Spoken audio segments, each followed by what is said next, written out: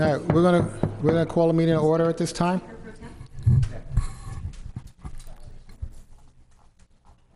Good evening. It's Thursday, April 4th already, 6:30 p.m., and I'd like to welcome everyone to the council meeting for the Village of Royal Palm Beach. Would you please stand and join us in the Pledge of Allegiance?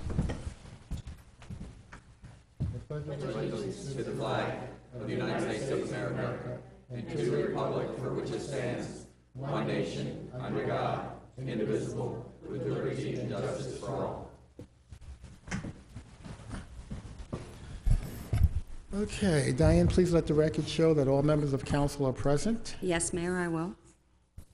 And with that, we're going to start off with reports, I think. Selena, we'll start with you. All right. Good evening. We had a great presentation from Lou Recchio for our Recreation Advisory Board meeting that we had, so thanks. Quick summary of everything is at Veterans Park. They've worked on the lighting, the waterfall, the building repair, repainting and everything over there. The Rec Center, we do have 2 early childhood classes that we're going to start having back again, so it's nice that that's up and running, and then the lighting being replaced.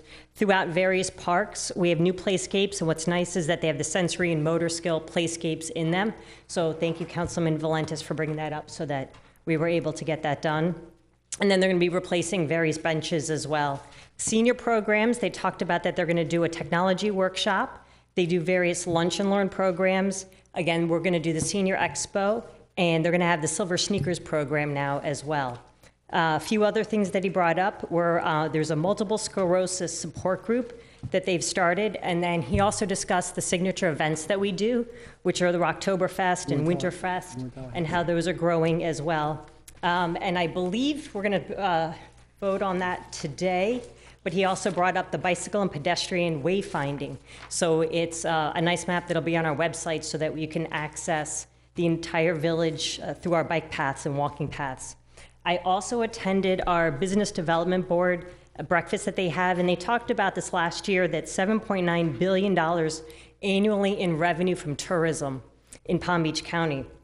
And what that equates into, the group room nights have gone up 30% since 2014. They talked about during the recession, they converted hotels into condos.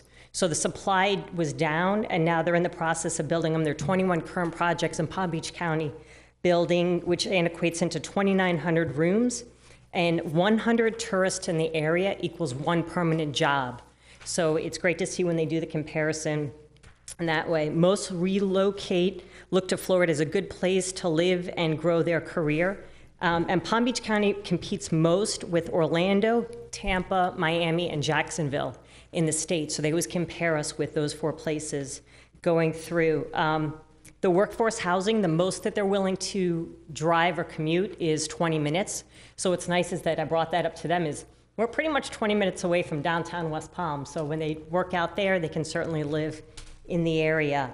Something I found interesting is that 10,000 rounds of golf are played annually in Palm Beach County.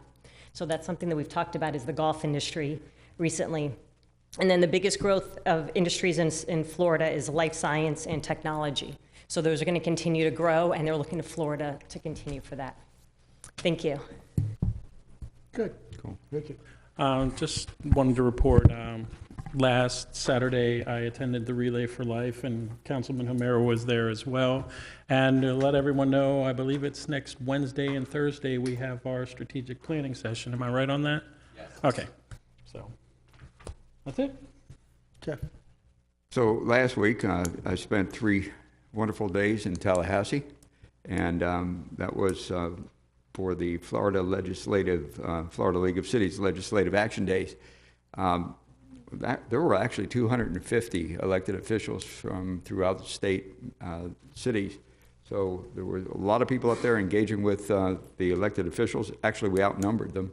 If you do the math, I think it was kind of interesting. From our local Palm Beach County League of Cities, we had 22 elected officials, so it was a really good turnout. We started off by getting updates on specific topics. I've asked Diane to pass around the point paper that we were given, which was kind of our guide to have the conversations with each one of the legislators we met with. And we got real-time updates, and of course, if you know that environment up there, you do need real-time updates because things change very, very rapidly from moment to moment, day to day, meeting to meeting. We use these talking papers to talk about the following 8 issues, which were considered to be the Florida League of Cities priority issues for a couple of reasons. One is they're particularly important, but the other is that they were about to come before a committee or a floor vote. So the urgency of it was one of the things that made it a matter of particular interest. So we wound up talking about the telecom bill, which was actually a 2017 bill that was being revised, not in our favor. That has to do with small cell and 5G kind of network. We talked about private property rights, CRAs, community redevelopment agencies, short-term rentals, electric scooters, and attorneys' fees and costs, affordable housing, and water funding. Most of these, unfortunately, were preemption kind of activities, and so we were in defense of a home rule up there in what we were doing for the most part. Generally speaking, what we did was, as we would come into an office, there would be anywhere from 10 to 12 of us, and I think probably did the same thing for Palm Beach County Day. And we'd sit down with a senator or a representative, and we'd walk through the 8 issues that we had, and we'd explain from our individual experience point of view and from a city perspective why we would ask for them to oppose, not vote in favor of these bills individually. I think that's a pretty powerful piece of input.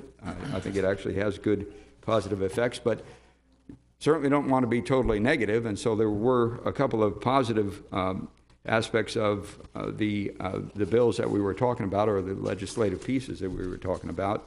One had to do with water funding, and it has a particular impact on us potentially.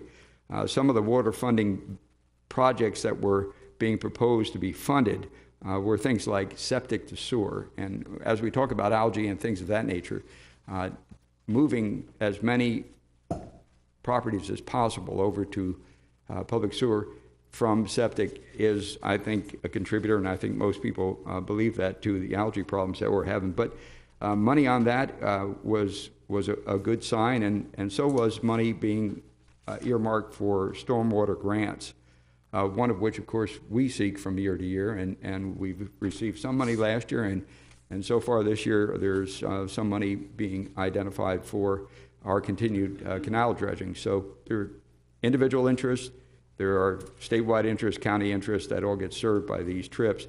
It's always interesting when you go up there, though.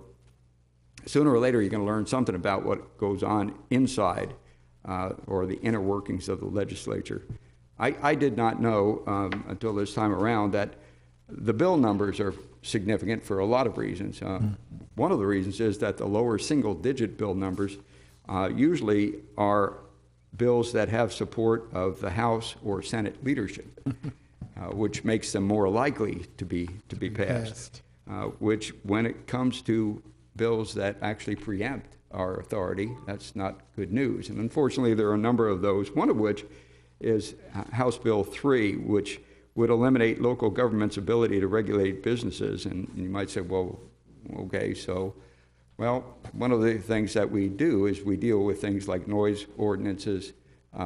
We deal with things like operating hours and other regulatory matters that are for the health and welfare of the community, and to take that away from us and to legislate it at that level doesn't seem to be appropriate. So we took the time to hopefully convince the legislators we spoke with that they need to help us oppose the attacks on home rule and support it, support those things that really work for us collectively. Just as a reminder, I said it a moment ago that things change rapidly. There are amendments. I mean, we were sitting there and hearing amendments coming forward on bills that we were looking at the moment. And it's important for all of us to be engaged and to send emails or text messages to various members of committees to encourage them to vote appropriately for or against a particular bill. Staying up on that really is a function of help from the Florida League of Cities at their weekly conference calls, which take place Monday at 9 o'clock, and the number is on the Florida League of Cities webpage. So I encourage all of us to call and be on the call and find out what's going on, and then engage on one or two matters, because I think it does make a difference. Thank you. Good. That was my report. A lot of stuff going on in Tallahassee these days. What's it? Oh, yes. But, yeah, we got to keep an eye on that. Absolutely. Okay, good evening, everyone. Happy Global Meetings Industry Day. Okay. That's a mouthful. Discover the Palm Beaches hosted a meeting to shine the light on national and international meetings. I'm going to give you a few statistics, and then it'll all make sense, right? So the ambassador for Meetings Mean Business Industry, which is the industry-wide coalition for meeting groups, talked nationally that there are 10,900 trade shows a year in the United States. 10,000 trade shows in the United States, right? What does that mean for Palm Beach County? 8 million visitors are coming here at the convention center and other places, right? As Selena mentioned, there are 21 new hotels coming into the market, which means we will have lots of business and lots of attraction to the cultural center, and having that be a place that will be attractive to those meeting planners. So I thought that was pretty cool. And then also happy 50th anniversary shout out to the Palm Beach County Library System. They are in their 50th anniversary currently right now. And I had the pleasure to meet with Doug Crane and Karen, the branch manager here at our Royal Palm Beach Library. They talked about several services, two of which I think are really cool, and I'm going to share them with you. The first is a consumer health information service. It's a toll-free line. It is 1-888-780-4962. Anyone can call 24 hours a day, 7 days a week to get health information. So a good resource for our seniors to know about that. And then they have an email line as well if you're shy and you don't want to call. It's health@pbclibrary.org. You can call about doctor's credentials, you can call about drug interaction information, health, wellness, any of those questions. The second service that I want to talk about is the library rents out or lets you borrow hotspots, mobile T hotspots that you can take on vacation, and it'll plug into 6 devices. Really cool. So you can borrow those. You have to call and ask for the information. Anyway, I was so excited about those services and myriad of other services that the library offers that really aren't having to do with just borrowing books. They're way beyond borrowing books. yeah. Yeah, that's really good. So, and with the 50th anniversary, if it's to the pleasure of the council, I would love to invite Doug to give a little presentation at a future council meeting to talk about some other services that are available that would be of interest to residents, as well as maybe talk about a few of the 50th anniversary celebrations that are going around Palm Beach County and also in our village. Great. That's not a problem. Just have them contact, Terrific. and we'll get them on some agenda. Great. Good. That's all I have. Thank you. I have 2 things, Mayor. One, Boca Raton last night hosted a meeting with the student chapter from FAU for the public administration degree with Palm Beach County City Management Association. There were about 15 city managers and probably about 25 students. And it was set up where there were 2 to 3 city managers at each table with a topic. And then the students went around from table to table and got to hear the presentation and ask questions and answer. It was really good. I really enjoyed it. They had dinner first and then the event, and it worked out. The students seemed to love it. I got some great emails today from a few people on it, and it was very enjoyable. I think I learned probably as much as the students or more just listening to some of the other city managers. Was the intent to get them interested in the public sector? Well, these are students that are in the master's program for public administration. Okay. Most of them near graduation. Our intern Brett, he's the vice president of the student chapter, so he was part of setting it up and hosting it. So it was great. Like I said, it was a really good event, and That's good. I think all the city managers enjoyed it, and all the students seemed to enjoy it. So just wanted to mention that. The second thing I have is we are holding 2 landscape educational workshops. One, April 17th at 10 a.m. to 12 p.m., and it's mainly targeting businesses and targeting the people in the business of trimming trees, and the second one from 5 p.m. to 7 p.m. We are having the meetings here in the Village Hall here. We will be filming the meetings and then editing that edit and getting it on our website. But the public is invited to either one of these meetings. April 17th, a landscape educational workshop from 10 a.m. to 12 p.m. We will have our arborist there, and 5 p.m. to 7 p.m. So is this part of our program to kind of get a better education level going with the new ordinance that we put in? Absolutely. This is what Rob Hill and Community Development and Code Enforcement with our arborist has put together in that public information process. That's good. So, Okay. Great. thank you very much. No report, thank you. Okay. Well, it's been a busy couple of weeks. That concludes our reports this evening. At this time, if anyone has a petition they'd like to present to the council, now would be the time to do that. Seeing none, I'm closing acceptance of petitions at this time. Statements from the public on non-agenda items or consent agenda items. Now, I do not have any cards from anyone for a non-agenda item, but I do have one card for a consent agenda item number 6, with Angie Reinhardt. Please come forward. Come on down, Angie.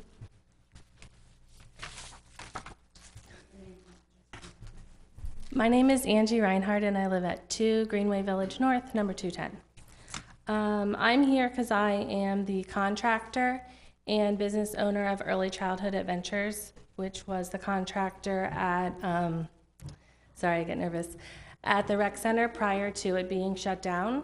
So I was here because I saw that you're moving money over to the rec center, it looks like, number 6, for renovation. So I was wondering if those items, which are the fire door, fence, shade structure, and figuring out who the operator and director will be, is going out to bid immediately after the funds have been. I'm not clear on what she's asking us. Can you elaborate on that, Ray? We do have a budget adjustment on item number 6 on the consent agenda.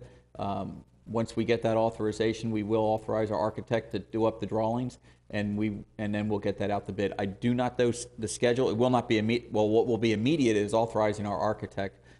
He's already looked at it, so he's prepared to hit the ground running. I do not have a time schedule for that, though. Can I answer your question? Yes, kind of. I heard that also it was planned to be completed by the end of the fiscal year. Is that? That sounds reasonable. That would be September 31st. I think Right. Lou's back here, so maybe Lou can. My conversations with Lou was to get it up and going for the fall, for the next school season. Is that The correct? next school cycle. Yeah, after the summer camp program. Is that correct? Yeah, the the goal? plan is to have it opened in the fall for our fall classes. Okay. That's really more For when like August. for when the next More school like year August. starts. Yeah, Okay. the end of August. Okay. So you have to go in front of the council of the health department too.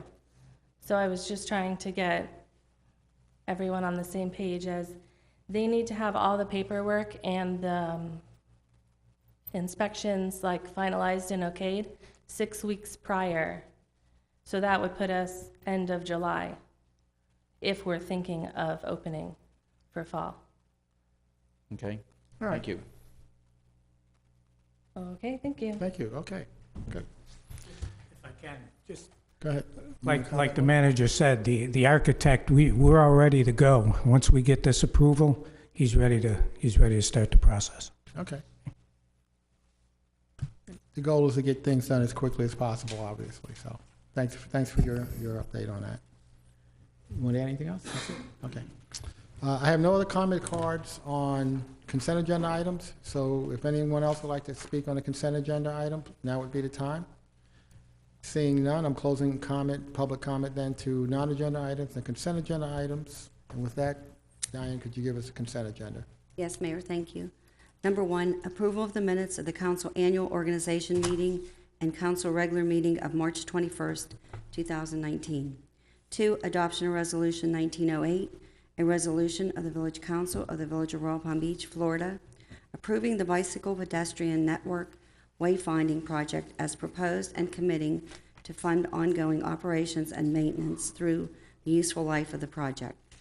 3, approval of a special event permit for the Village of Royal Palm Beach Recreation Department to hold a community yard sale at Veterans Park on Saturday, April 13, 2019, from 9 a.m. until 1 p.m.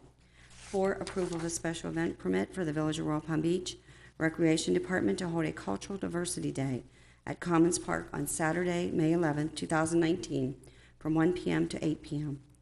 5, approval of a special event permit for the Village of Royal Palm Beach to hold its annual Star Spangled Spectacular at Royal Palm Beach Commons on Thursday, July 4, 2019, from 4 p.m. until 10 p.m. 6, approval and authorization in accordance with established policy to make a budget amendment for Fund 303 in the fiscal year 2018-2019 budget. Said amendment to transfer a total of $25,000 from fence replacement Robner Park, PR 1823, to Recreation Center modifications, PR 1923. 7, approval and authorization for the village manager to enter into an agreement with Mario Painting and Services Incorporated, the lowest responsive bidder, in an amount of $28,700 for the painting and sealing of all structures in Veterans Park.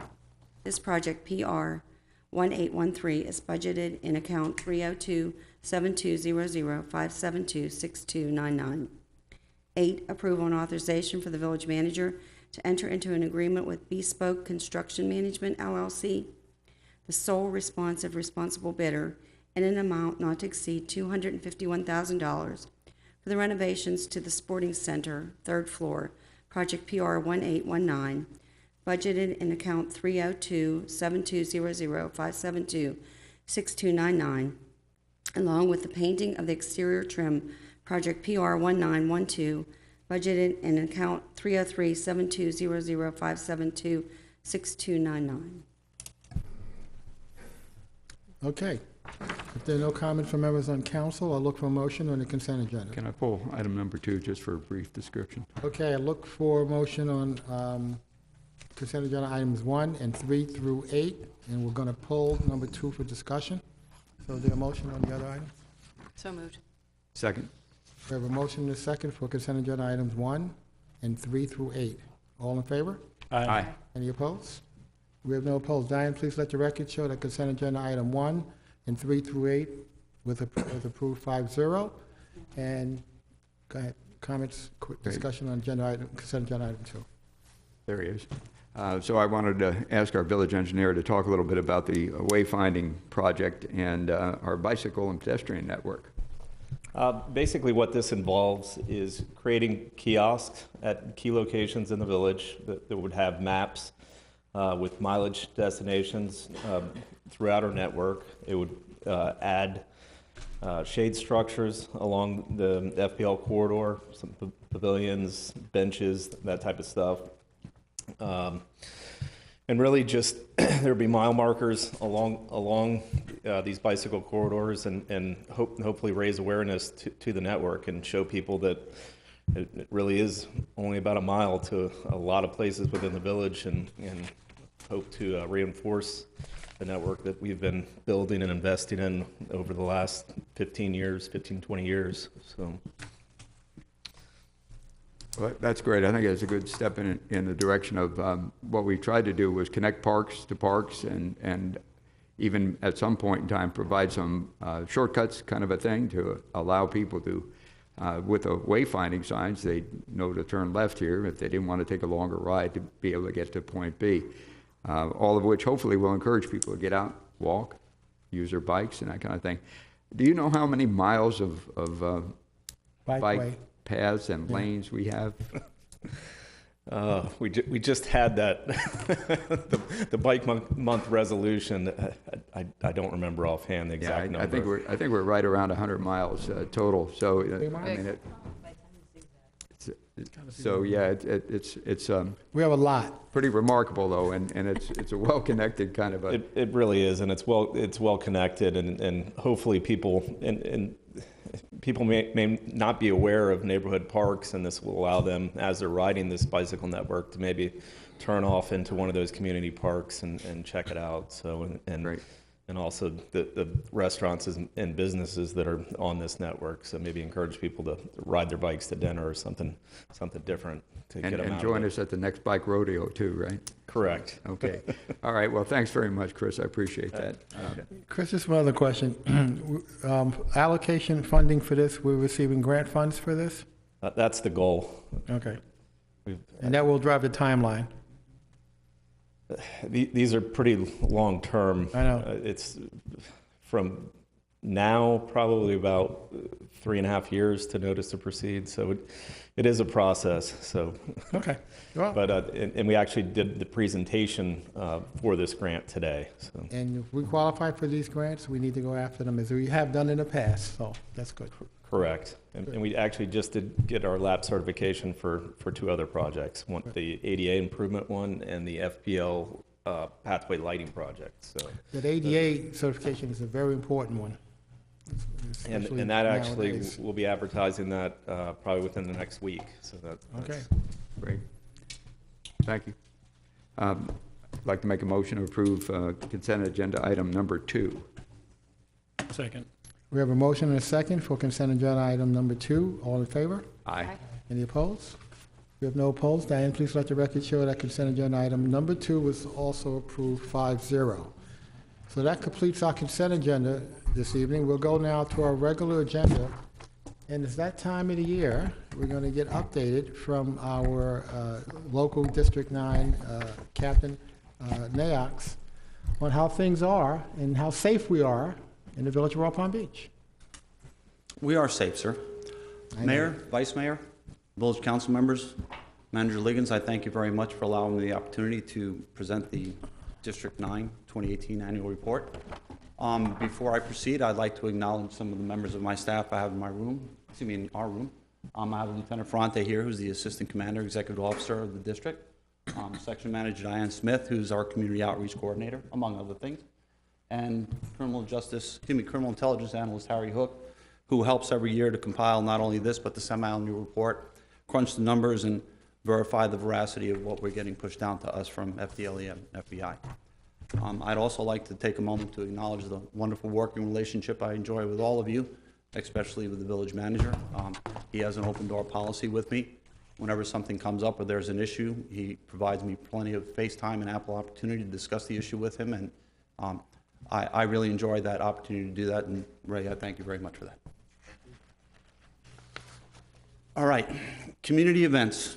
District 9 participates in numerous community events throughout the year, quite often, more often than not, partnering with the Village of Royal Palm Beach.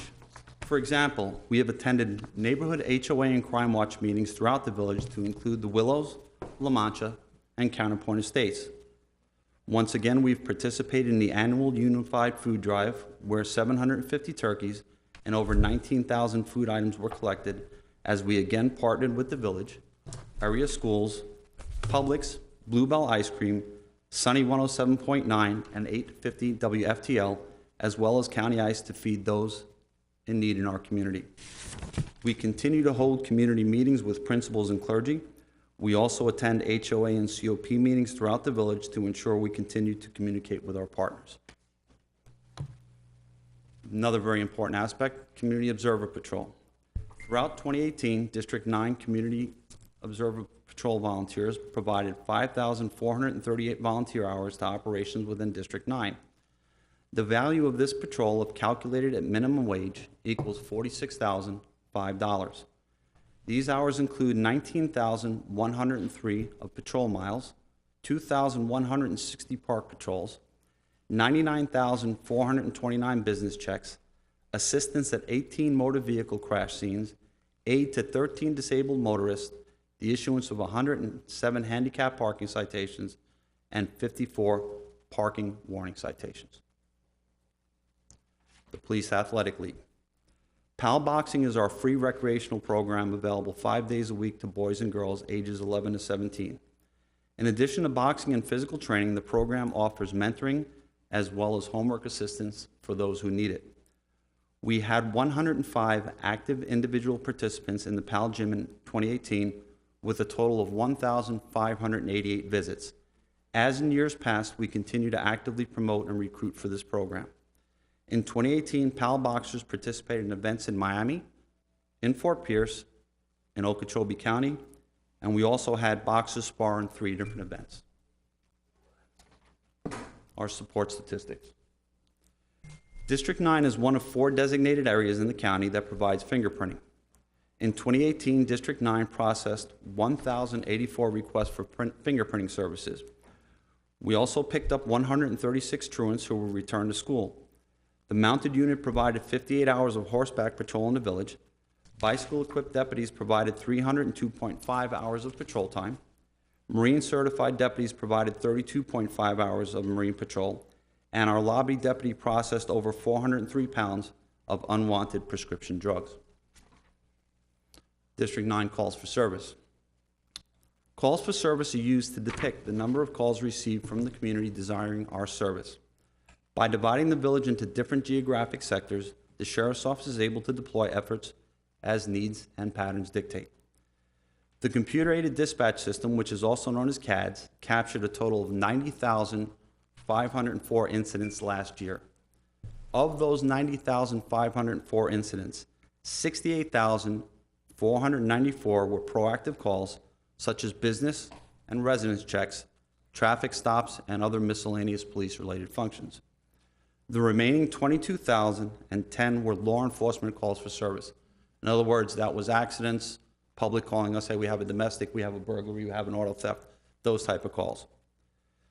Please note that there were 1,085 less calls for service in 2018 than there were in 2017. In other words, calls for service decreased by 5%. Now to get into the nuts and bolts of why we're here. The UCR statistical comparison. The total crime index is used to measure the crime rate per 100,000 individuals. I am once again pleased to announce that it is incrementally dropped from 984 in 2014 to 820 in 2018. I am equally pleased to announce that we had a 5% reduction in the overall crime rate in District 9, the Village of Royal Palm Beach, in 2018.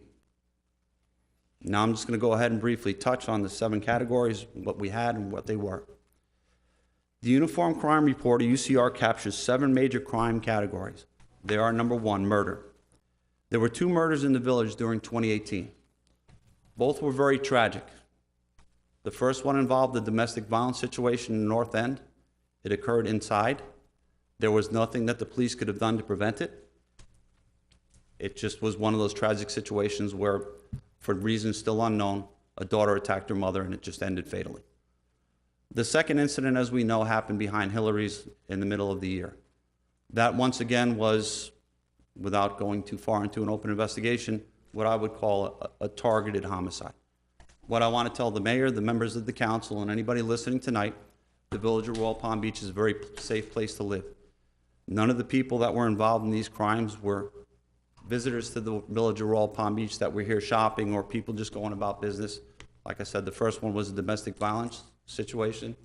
The second one, the individual who met his demise, did so as a result of some other things that, like I said, are open and under investigation, but that was a targeted incident. The second UCR crime stat is forcible rape, which is also referred to as sexual battery. There were 7 sexual battery cases investigated in District 9 in 2018. 5 of those were acquaintance related. The remaining 2 occurred at a local massage parlor. Robbery.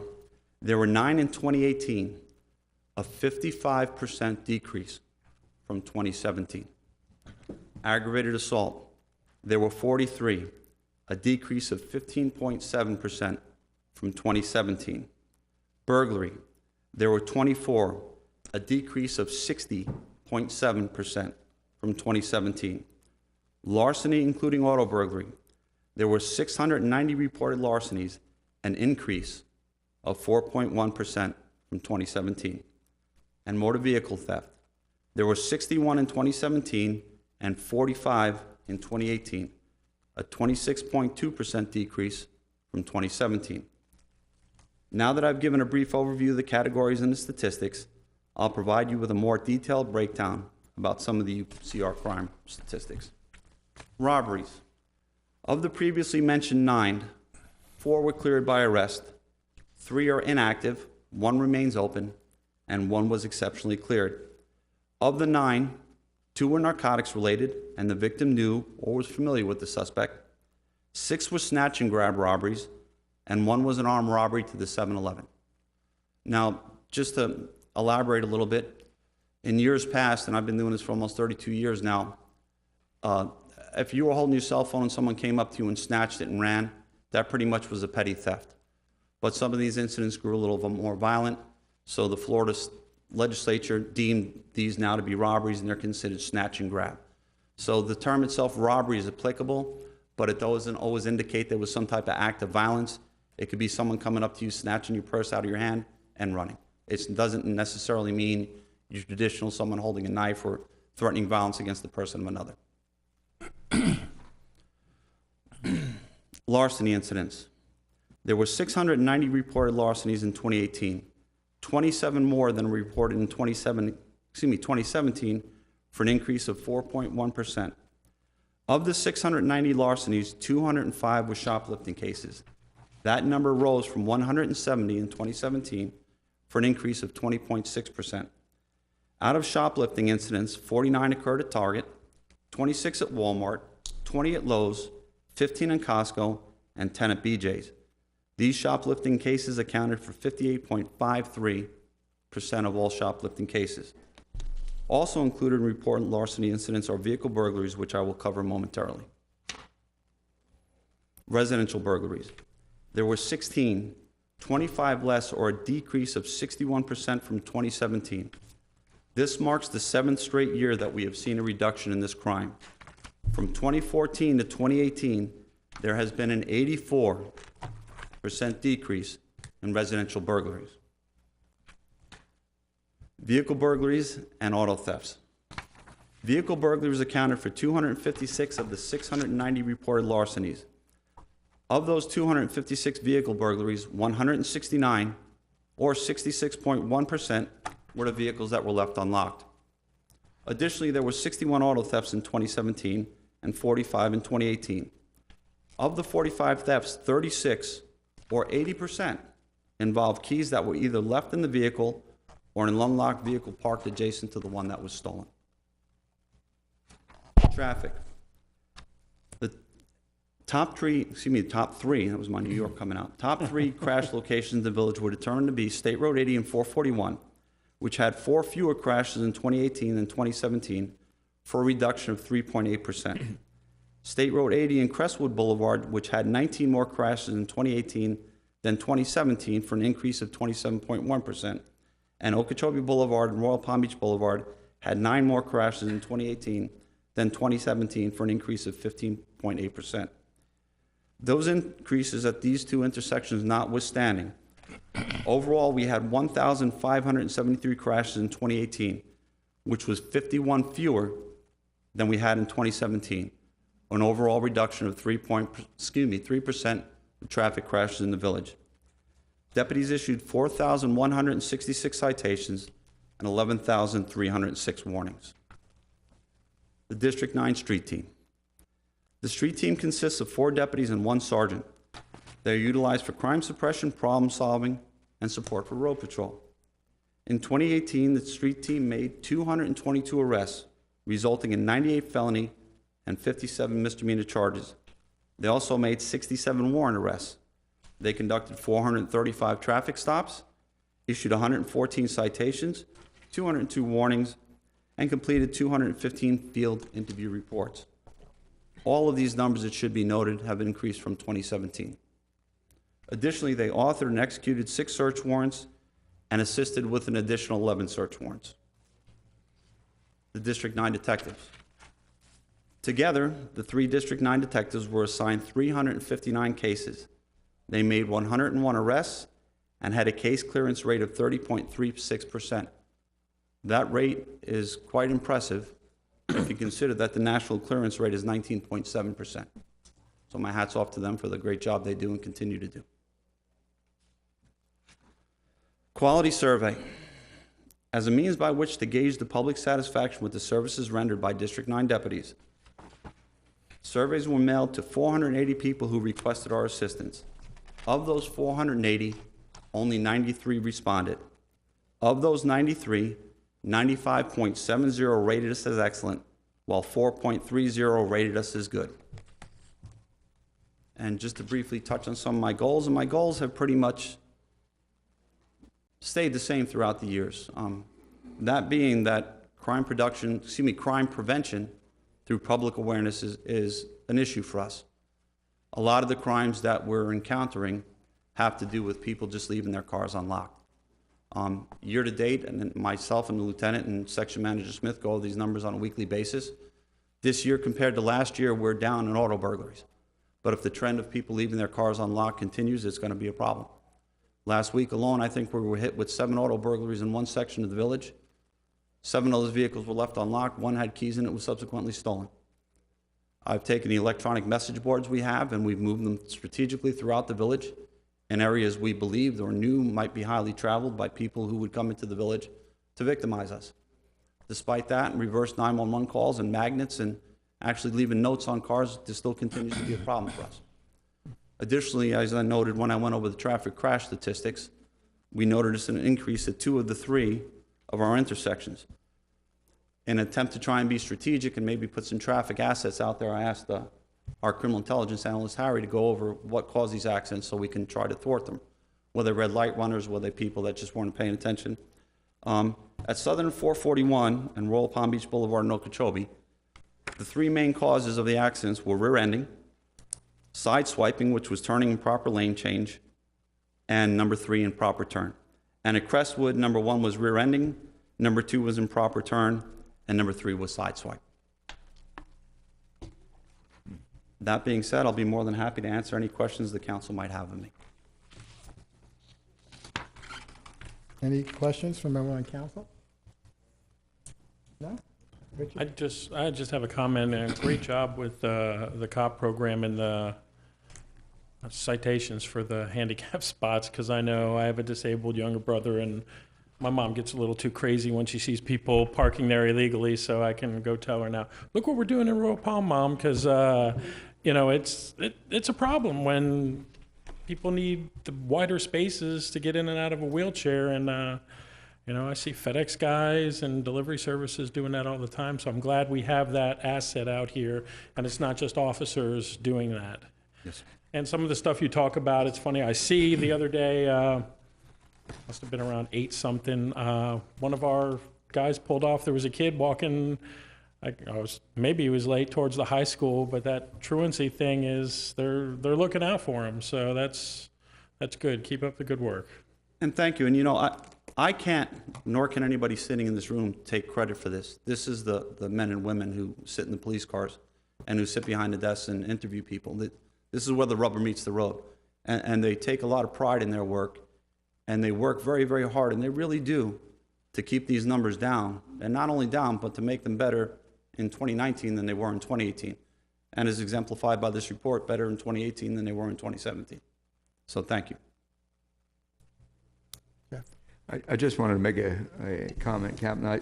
First of all, I think you're doing a great job, and you know, a 5% overall decrease is noteworthy. I think one of the things that I've always been impressed with, and having attended a number of the neighborhood watch meetings, is the engagement of PVSO at those meetings. You were talking about public awareness and that type of thing. That's a great mechanism for that. I think some of these neighborhood watches have continued on for some time, which is remarkable. And I think a lot of it is due to the involvement and engagement that you all have provided consistently, especially to the leadership of those. So not only does it give a mechanism to share information about what's going on, give the public a heads up, but also encourages them to be an extra set of eyes and ears. Yes, sir. And some of them have really taken it quite seriously, and I think have done a remarkable job. So I thank you for your support to those things. Well, a lot of credit for that goes actually to someone in the room, and that would be Diane, because Diane works with coordinating that. She provides them with a lot of the paperwork they need. If they need copies to distribute, Diane is more than helpful to help, you know, make that happen. So she works very well with them, and I got to give her credit for that. Great, thank you. Well, I'd like to say, Captain, that I'm glad to see, I'm looking at the page that shows all of the neighborhood watch or crime prevention meetings. Yes, sir. The number of communities that you went to this year, outstanding. Great work, Diane. You were really busy this year, and I hate to say it, hope you continue to be busy like this as we go to the new year. But the good news is, because about a year and a half ago, we encouraged our citizens to reach out and invite you in to do these presentations in the Neighborhood Watch programs. And it seems like they've taken you up on that, and really, really pleased to see that, and appreciate you doing that, and please continue to do the good work there. Thank you. You know, as I said when I introduced you, we were here to hear about how safe our city is, and that's the message I really want to convey to our community. The trend line for the last several years has been going down across the board, and some of the significant trend difference, we went from 57 in one category to 16, which that's a significant drop, and that was, I think, home break-ins or Residential burglaries. residential burglaries. I have heard from citizens being concerned about the plethora of car theft initiatives, and I think you'd like to reassure us that you are working on that, even though we're not able to reveal the strategies that are being employed to correct that situation, but there are strategies being employed to aggressively eradicate that kind of situation in our village. And That's it's not just us, our neighboring towns have been hit the same way. Apparently we have these roaming gangs or groups that are going around doing this, which makes the issue so important of locking our vehicles and not making them easy targets, so to speak. So we just want to continue to reinforce that. I want to reinforce, and the council wants to reinforce, and our captain wants to reinforce that living in a safe community is our number one goal and our number one objective.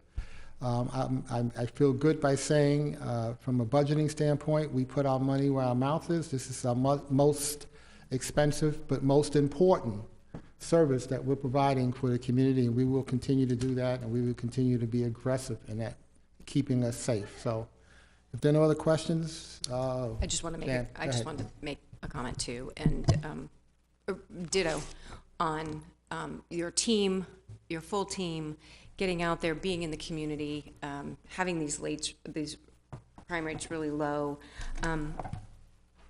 More of a pointed question to Mayor's question about residential burglaries going down. What can you attribute that to? A lot of it has to do with aggressive patrol we have, and a lot of it has to do with displacement. Well, that's terrific. And let me add to that for a second. There's a lot of different factors. I mean, when you start picking up truants and bringing them back to school, the likelihood is that they're going to get into less trouble. They're not around. When you have higher visibility, when you educate the public. So it's not any one thing that I can attribute. It's a multitude of things when they come together that help make that successful and that rate go down. do you think that residents with, I know lots of people have security systems now and they've got cameras, that's helping be a deterrent at all? Absolutely. And it's helping on the investigative end too. yeah. Because a lot of these burglaries we have, after they happen, maybe not the place where the actual crime happened, but a house or two down, Right. we'll have a surveillance system that actually captures the suspects, as was the case this weekend. Yeah, that's good. So folks have taken personal responsibility with their homes. Correct. Perhaps they need to do that with their automobiles too. Yes. There's no reason why someone should leave their car unlocked with keys in it. It's an interesting dilemma because people feel they live in a safe place. There's a tendency to not be that vigilant with those kinds of things, right? And the bad guys have told you, right, that Yes. this is a target of opportunity because they know we're kind of complacent here in the village because we've been living in a safe place. That's right. So it's kind of a catch-22 almost, but yeah. Well, But you one all are thing that doing we a just great need to job. clarify, I'm sure a lot of people don't do this with ill intent. No, there's You're not. coming in with your It's purse not and your ill kids, intent. and Exactly. you thought you hit the lock button, Yeah, and you didn't. and you forget to the go next back thing- and lock it, and yeah. So And it's not as much the key left in the car that they're breaking into.